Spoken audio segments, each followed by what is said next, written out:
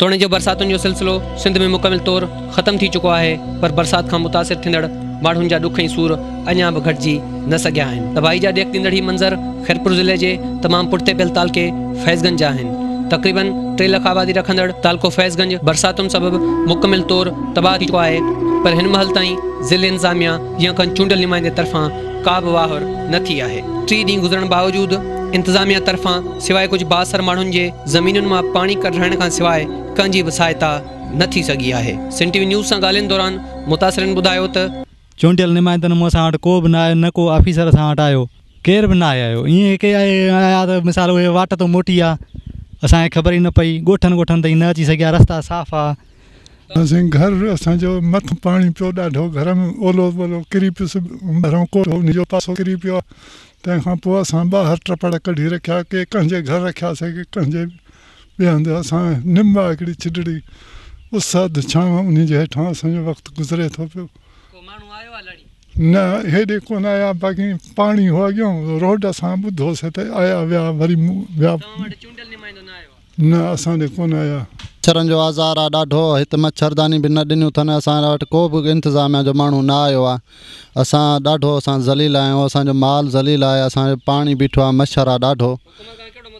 मुतालबो असां इहो ई कंदासीं त असांजो जेको आहे पाणी न कढाइनि, असांखे को इमदाद न ॾिनो अथनि, न का माल जी दवा ॾिनी अथनि, न माण्हुनि ॾे हिते आया आहिनि, न कैंप का ई अथनि, कुझु बि न ॾिनो अथनि असांखे। का शइ न बची। तव्हां ॾिसी सघो था, तव्हां कवरेज कयो, तारां ॿारां हर शइ डावांडोल लॻो पियो आहे।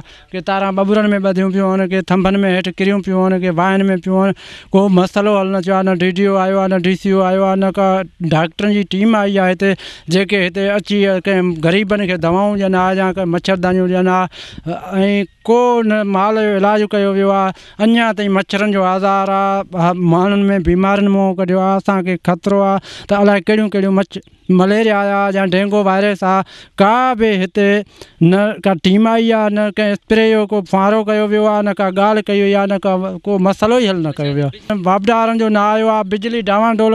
ॿियो त मुनी वाटर सप्लाई जेका हलंदड़ हुई, उहा डावांडोल लॻी पई आहे। पाणी ॻोठ जो सॼो ज़हर आहे, ऐं ज़हर हुजण जे बावजूदि उहे माण्हू पीअनि था पिया। उन में हेपाटाइटिस C थी सघे थी, B थी सघे थी, ऐं को उन खे हलाइण वारो कोन्हे।